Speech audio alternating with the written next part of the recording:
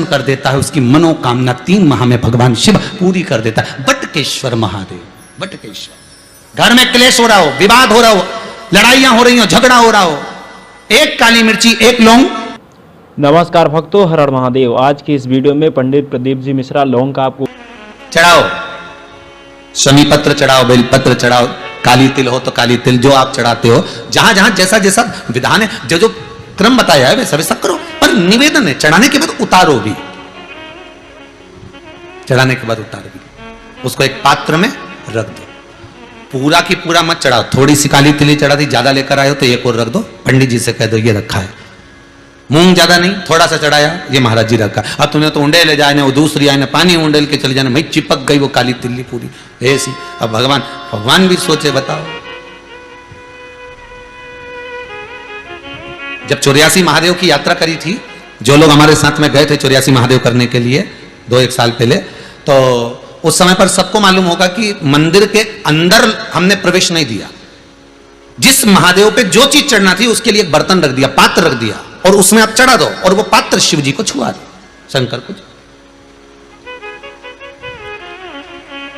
जिन्होंने 84 महादेव हमारे साथ करे थे, हाँ, उनको ज्ञात होगा। वस्तु चढ़ाई जरूर है, पर शंकर को समर्पित जरूर करिए। तो फिर निवेदन करेंगे, आप जाओ मंदिर में, पर मंदिर में जाते समय इतना भान जरूर रखना कि हम कुछ चंदन लगाएं, अगरबत्ती लगाएं, दिया लगाएं, धूप बत्ती लगाएं, ना लगाएं। पर शंकर के मंदिर में सफाई होना जरूरी है, शिव के मंदिर में साफ होना जरूरी है। उसका कारण क्या है? क्योंकि भगवान विष्णु के मंदिर में कीचड़ नहीं हो सकता, क्योंकि वहां तो पहले से ही पोछा लगा, वहां कौन सा पानी रोज का चढ़ रहा है? राम जी के मंदिर में कौन सा रोज का पानी चढ़ रहा है? भगवान सांवरिया सेठ के मंदिर में कौन सा रोज का पानी चढ़ रहा है? जितने भगवान के मंदिर जाओगे, भवानी आदि, वहां कौन सा रोज पानी? पर शंकर जी को तो रोज गंगा का जल चाहिए, बिना जल के तो रहते ही नहीं। तो किसी ने पूछा, आखिर शंकर जी को ये रोज पानी चढ़ाने का विधान क्या वर्णन करता है? तो शिव महापुराण की कथा में विद्येश्वर संहिता में लिखा, लिंग महापुराण के अंतर्गत वर्णन करा, और साथ में स्कंद पुराण में कहा गया कि शंकर को तृप्ति का भान कराता है जल।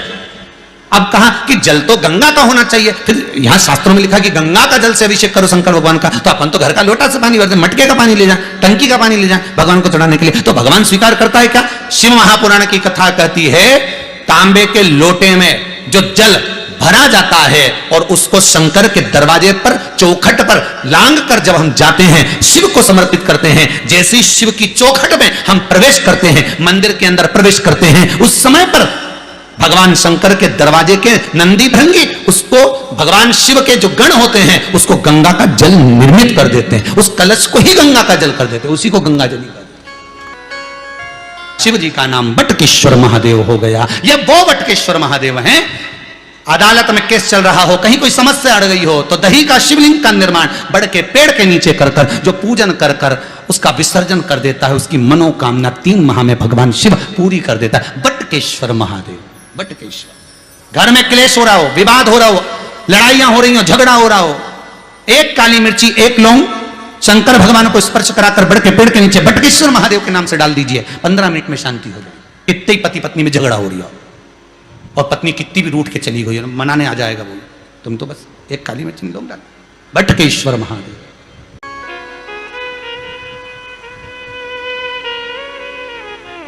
कितनी बार कहा आपको, कई बार कथा में कहा कि घर से पानी लेकर जाओ,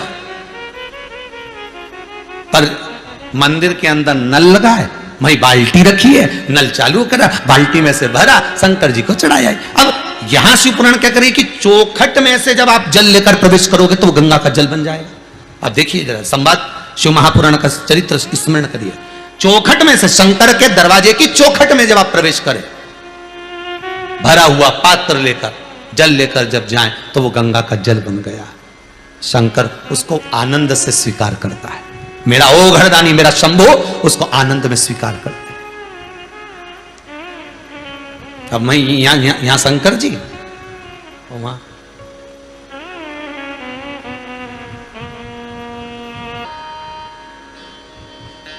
कई लोग प्रश्न खड़ा करते हैं, महाराज जी ये बताओ, सत्यनारायण जी की कथा में लिखा हुआ है कि ब्राह्मण ने सत्यनारायण जी की कथा कराई और उसका ये हुआ, बोले सही है कि गलत है, पहले लाख दिया। दूसरे में फिर उसने वो गया लक्कड़हारा, उसने सत्यनारायण जी की कथा सुनी और सत्यनारायण जी की कथा सुनी, प्रसाद लिया, घरे आया, लकड़ी बेचने गया, बोलो सही है कि नहीं है, ऐसी है नहीं, हाँ, तो लकड़ी बेच के आया तो उसको अच्छा दुगना दाम मिला, उसने फिर सत्यनारायण जी की कथा कराई। फिर तीसरा अध्याय आ गया, उन्हें सत्यनारायण जी की कथा करी, लीलावती कलावती का संवाद आया। फिर चौथे में भी लीलावती कलावती का संवाद आया, वो का पति पानी में डूबने लगा, भगवान सत्यनारायण की कथा करवाई। फिर पांचवें में राजा गया, सत्यनारायण जी की कथा का प्रसाद नहीं लिया तो सत्यनारायण भगवान ने रुष्ट हो गए। अब यह समझ में नहीं आई ये पूरे 5 अध्याय में सत्यनारायण की कथा कौन सी थी।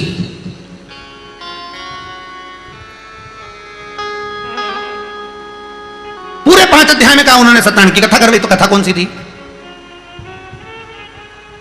फिर उन्होंने कहा उन्होंने सत्यनारायण की कथा करवाई, तो कथा कौन सी थी। लक्कड़हारे ने सत्यनारायण की कथा करवाई, कथा कौन सी थी। लीलावती कलावती ने सत्यनारायण की कथा करवाई, कथा कौन सी थी। राजा कथा का प्रसाद लिया तो कथा कौन सी थी। स्कंद पुराण कर रही है, शिव पुराण कर रही है, कथा यह थी कि वो झूठ बोला ब्रह्मदेव और सत्य बोले मेरे भगवान लक्ष्मी नारायण। जैसे ही भगवान शंकर सामने आए और ब्रह्मा जी ने पूछा बताओ तुम्हें क्या चरण मिले, और भगवान विष्णु ने पूछा ब्रह्मदेव पहले तुम्हें बताओ सिर मिला। ब्रह्मा जी बोले मैं बाद में बोलूंगा, पहले तुम बताओ तुम्हें क्या शंकर के चरण मिले। तब भगवान विष्णु उसी समय पर हाथ में कलश लिए, उस पे श्रीफल रखा था, आम के पत्ते लगे हुए थे, और सत्यनारायण भगवान के सामने भगवान विष्णु के सम्मुख में वो कलश रखा था। और भगवान विष्णु कहते हैं सुनो ब्रह्मदेव, मैं जब नीचे तलातल रसातल में जाता गया, जैसे ही मैं नीचे पहुंचा देवताओं ने मेरा आदर करा, सम्मान करा, और यह कलश मेरे हाथ में दे दिया जिस पर श्रीफल रखा हुआ है, जिस पे आम्रपत्र रखे हुए हैं, जिस पर सुंदर कलेवा बना हुआ है, यह कलश मुझे दिया और कहा यह कलश का जल आप शंकर को समर्पित करना। इसलिए सत्यनारायण भगवान की कथा में कलश रखना जरूरी होता है। वो कलश में लेकर आया हूं और सत्य हूं। सुनो ब्रह्मदेव, मुझे भगवान शंकर के चरण नहीं मिले। शिव जी ने कह दिया बस यही सत्यनारायण है। ये कथा थी जो कराई थी। क्यों साहब, एक बार सत्य बोल देते तो कुछ जाता। इसीलिए लोग मरने के बाद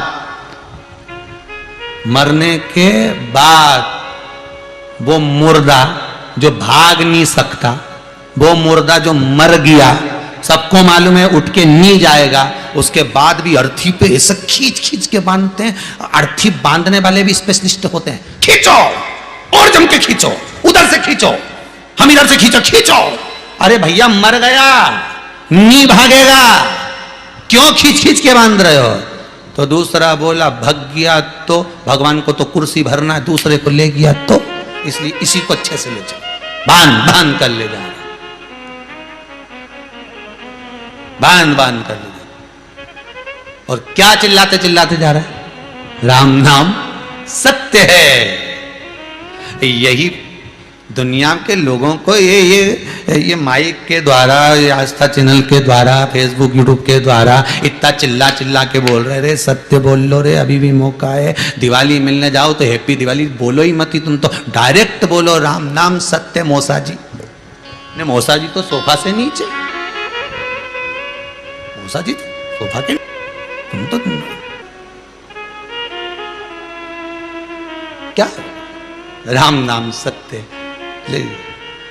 शंकर जी के दरवाजे पर जाए, पहुंचे, चिल्लाते चिल्लाते जा रहा है बड़े प्रेम से। ओ हो,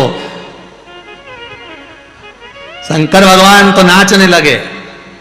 पार्वती जी बोली काय को नाच रहे हो। शंकर जी बोले अपने घर में मेहमान आया है। भगवान के वो कहते ला रहे राम नाम सत्य, पर पक्का झूठेला है, 1 नंबर का। दुकान पे बैठा रहता था तो कहते घरे, और घर में आए कहीं का बेचारा मिलने तो कहते दुकान पे, और दुकान पे जाओ तो कहते बाजार गया, बाजार जाओ तो कहते वो तो अब भी गया। इतना झूठेला आदमी कहीं संसार में मिलेगा, ये तो नरक मिलेगा। शंकर भगवान बोले अपन को इससे मतलब नहीं, अपन तो वो राम नाम सत्य बोल के आ रहे नहीं, उसके चक्कर में नाच रहा है कि भले मर गया पर इत्तों के मुंह से राम राम तो खिलवा गया। भले मर गया पर जो तोप के ला रहे कंधे पर, सब राम का नाम लेते लेते तो आ रहा है। बस यही जीवन की सत्यता है, उसको आपको अपनाना पड़ेगा कि जीवन की सत्यता सत्य में। कि शंकर भगवान की सबसे सुंदर अगर कोई शिक्षा है, मेरे भोलेनाथ, मेरे महाकाल राजा, मेरे कैलाशी, मेरे अविनाशी की सबसे श्रेष्ठ कोई शिक्षा है। और जितने लोग ऑनलाइन कथा सुन रहे हैं, देश में विदेश में जहां बैठकर कथा सुन रहे हो, मोबाइल पर, फेसबुक, यूट्यूब पर, आस्था चैनल के माध्यम से, जहां बैठकर आप कथा सुन रहे हो, शंकर की इस बात को अपने जीवन में उतार कर रखिएगा। शंकर भगवान की सबसे बड़ी, सबसे अच्छी एक शिक्षा है कि जहर पीना सीखो, जहर उगलना नहीं। क्या सीखना है हमको? जहर पीना। चाहे फिर वो क्रोध का हो, चाहे फिर वो हमारी अहंता का हो, चाहे फिर हमारी वो अभिमत्ता का हो, चाहे फिर हमारे एक अहम का, या फिर बुराई का, निंदा का, चुगली का, आदि आदि की जितनी भी बुराइयां हैं, इन सब का जहर क्यों ना।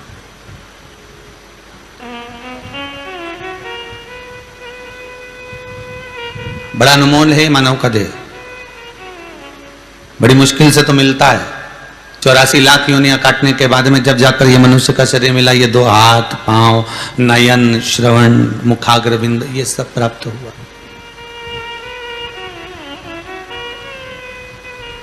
और यदि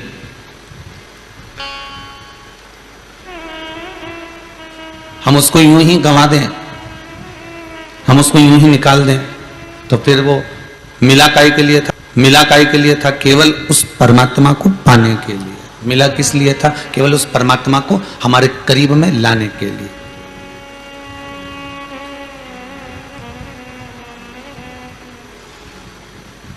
और मान लो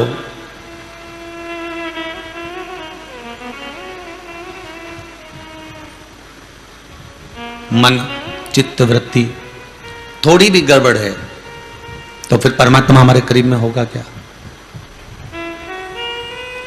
अच्छा, एक बात और सरल भाषा में जानो। आप लोग कभी घर से बाहर निकले होगे? जितने भी कथा सुन रहे हो, कभी तो घर से बाहर निकले होगे, कभी साथ में भोजन भी लेकर गए होगे अपनी गाड़ी में, टिफिन भी लेकर गए होगे अपने साथ में। तो आप जब भोजन ग्रहण करते हो, भोजन पाने बैठते हो, भोजन करने बैठते हो, तो क्या क्या चीजें देखते हो? जरा देखना हरियाली है कि नहीं, थोड़ा हरा भरा हो, थोड़ा एक आध पेड़ मेड़ की छाया लगी हो, और अच्छा पेड़ की छाया भी मिल जाए तुमको, हरा भला बगीचा भी मिल जाए, और पेड़ की छाया के नीचे किसी ने बहुत सारा पान खा के थूक रखा हो, तो तुम भोजन करोगे क्या? अरे बोलो तो नहीं करोगे। अरे राम राम राम, इतना यहाँ भोजन नहीं करेंगे हम नहीं करने वाले भोजन, चलो अगली जगह चलो। गाड़ी थोड़ी और बढ़ावा गया, फिर और आगे गए, तो कभी यहाँ कोई पेड़ ही नहीं मिल रहा। भले पेड़ नहीं मिले पर जगह तो अच्छी मिले जहां पर भोजन करे। फिर और आगे जाकर देखा तो फिर और कोई अच्छी जगह प्राप्त हुई, जहां पर थोड़ी सी हरियाली थी, पानी भी था और थोड़ी भूमि थी। तो कहा अब यहां कर लो, भले थोड़ी धूप आ रही है चलेगा, पर जमीन अच्छी लग रही है, अब जहां भोजन करेंगे वहां अच्छा। किसी ने थूक रखा है, किसी ने गंदगी कर कर रखी है, उस जगह पर भोजन नहीं किया जा सकता। अच्छी जगह ढूंढोगे तब जाकर आप भोजन करने के लिए बैठोगे। जब श्रेष्ठ जगह आप ढूंढोगे, जब अच्छी जगह आप ढूंढोगे, तब आप भोजन करने के लिए बैठोगे। उसी तरह शिव महापुराण की कथा कहती है, आप कहीं जा रहे हो तो भोजन के लिए अच्छी जगह देखते हो, उसी तरह परमात्मा भी संसार के मनुष्य को जन्म देने के बाद किसके दिल में, किसके मन में, किसके चित्त में, किसके हृदय में भगवान को आकर बैठना है, भगवान ये देखता है।